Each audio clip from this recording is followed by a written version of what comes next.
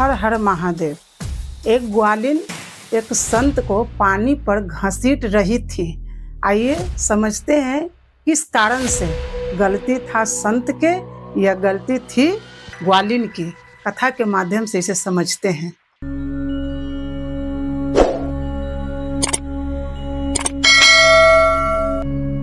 वृंदावन में एक संत रहते थे।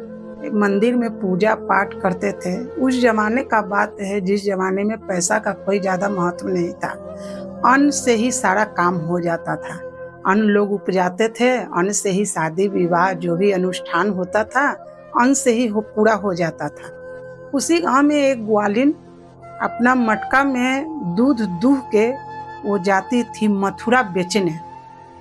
एक दिन जब बेच के जब आ रही थी तो उसके मन में जिज्ञासा जागा कि सब कोई तो प्रवचन सुनते हैं, मंदिर में जाते हैं पूजा करने के लिए, हमें पास तो कोई समय है नहीं, इसलिए चलते हैं आतनी मंदिर में जाके थोड़ा सा प्रणाम कर लेते हैं भगवान के।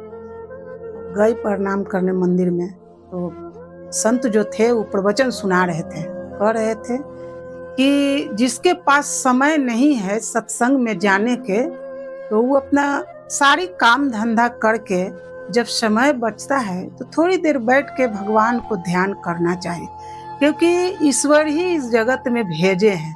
सारी काम तो अपना कर लेते हैं लेकिन जब ईश्वर को हम नाम नहीं लेते हैं तो जीवन अधूरा हो जाता है। इसलिए जीवन में ईश्वर को नाम नित्य दिन जरूरी है, चाहे आप जैसे लिए। तो गए वहां पर ग्वालिन तो देखी कि सब कुछ सुन रहा है। प्रवचन में कह रहे हैं संत कि परमात्मा हर जगह है, परमात्मा का नाम भवसागर से पार कर देता है। ग्वालिन सुनी, लेकिन बहुत अच्छा बात है। रोज की तरह वो दही दूध बेचने मथुरा जाती थी। एक समय हुआ कि उसको लेट हो गया उधर से आने में, सारी नाव वाला चला गया, ग्वालिन बेचारी अकेले रह गई। अब कैसे जाए? फिर उसको स्मरण हुआ कि उस संत बोले थे कि भगवान का नाम भवसागर से पार करता है। तो ये तो एक छोटी सी यमुना नदी है, चलो आज आजमाते हैं। राधे कृष्णा राधे कृष्णा राधे कृष्णा जपते एक पैर बढ़ाए तो देखिए घुट्टी भरी पानी है, फिर दूसरा डेग बढ़ाए तो घुट्टी भरी पानी है। इसी तरह से राधे कृष्णा राधे कृष्णा राधे कृष्णा करते करते पूरा यमुना नदी पार कर गए। ये तो बड़ा चमत्कार है भाई। कहता है लोग कि यमुना नदी में इतना गहराई है, इतना पानी है कि कुछ कहे लायक ना। चलो कोई बात नहीं, संत का बात सच हुआ, भवसागर पार हो सकते हैं। तो अब काहे के लिए रोज जाए हम देने नाव वाला को पैसा।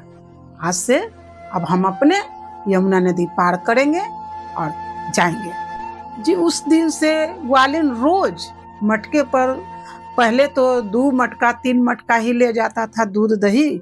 उस समय से जब उसको एहसास हुआ कि हम इस पानी पर चल सकते हैं तो 4-4 मटका भर के दूध दही मथुरा ले जाने लगी और उधर से बेच के जो भी पैसा होता था 3 हिस्सा अपना निकाल लेता था और 1 हिस्सा किसी गरीब को, कोई असहाय को उधरे दान कर देती थी। और उसी तरह से राधे कृष्णा करते करते नदी पार कर जाती थी।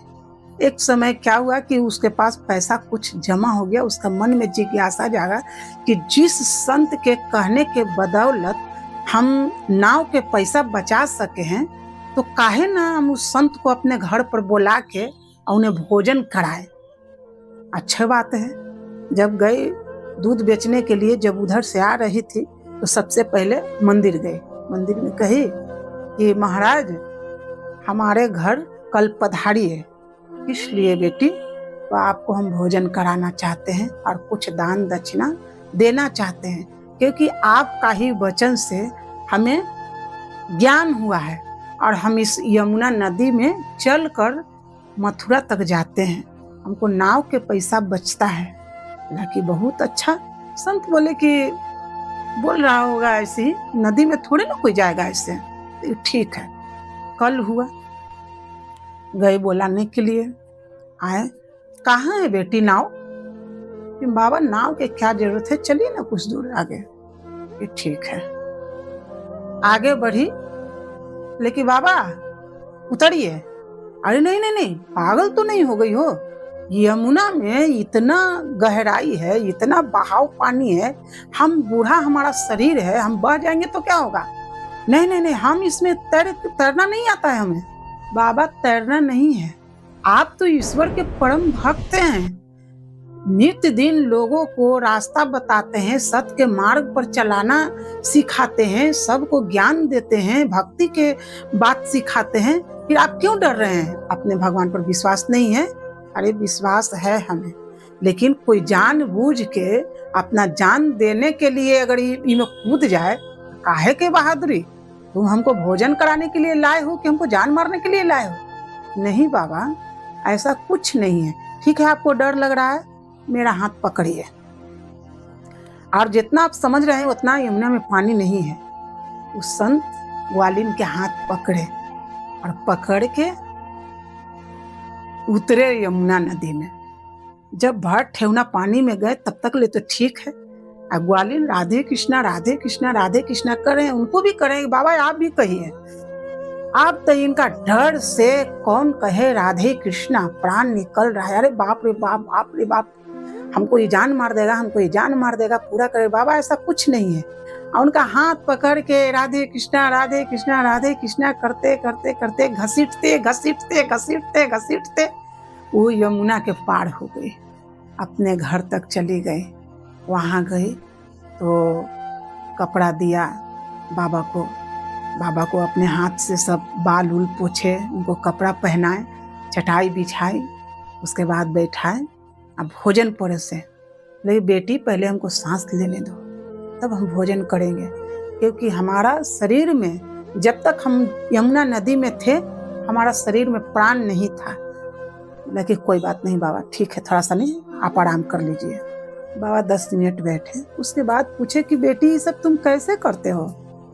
बोले कि बाबा कुछ नहीं करते हैं हमें तो समय भी नहीं है कि हम मंदिर जाएंगे, पूजा पाठ करेंगे। हम गाय को सेवा करते हैं, दूध दूहते हैं, घर का काम करते हैं, मथुरा जाते हैं, बेचते हैं, उसके बाद आते हैं, फिर अपना कार्य में लग जाते हैं। आपका मंदिर में गए थे, आप ही प्रवचन में सुना रहे थे कि ईश्वर का नाम भवसागर से पार करता है। बस वही हम अपना आजमाए हैं, वही अपना रटते हैं। कोई भी काम करते हैं तो वही हम करते हैं और कुछ नहीं। और जब ये करते हैं तो हमें अंदरूनी अपना ताकत होता है।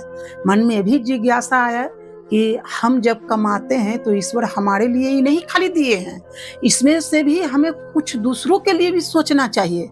तो जब भी हम वहाँ से बेच के दूध दही आते हैं, हमारे पास में पैसा रहता है, 3 हिस्सा हम अपना निकाल लेते हैं अपना घर खर्च के लिए, और जो 1 हिस्सा बचता है हम वो किसी असहाय व्यक्ति को दे देते हैं, दान कर देते हैं, किसी भूखे को भोजन करा देते हैं। कोई अगर असहाय है, पीड़ा में है, तो उसको हम उसी पैसा से सेवा कर देते हैं, दवा कर देते हैं।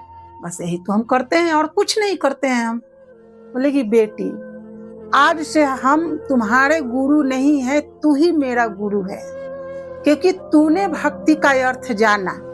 आज तक हम तो पंडिताई में रह गए, हम तो बस यही जानते थे कि लोगों को प्रवचन देना और मंदिर में पूजा करना यही भक्ति है, और यही भक्ति से ईश्वर प्रसन्न हो जाएंगे।